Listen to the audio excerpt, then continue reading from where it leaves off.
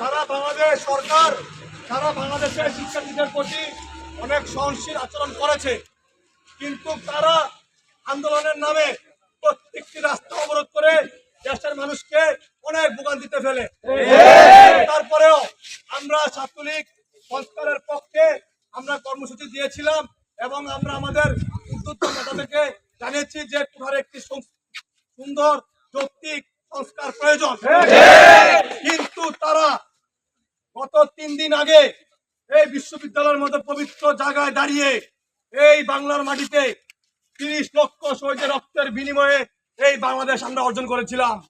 এই বাংলাদেশে তারা দাঁড়িয়ে যেইভাবে তারা স্লোগান দিয়েছে রাজাকার বলে, আমরা মনে করি তাদের এই বাংলাদেশে থাকার কোনো অধিকার নাই।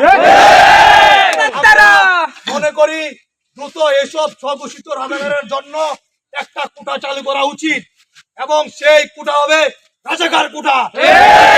এদেরকে সেই রাজাকার কোটায় পাকিস্তান যেন পাঠিয়ে দেওয়া হয়।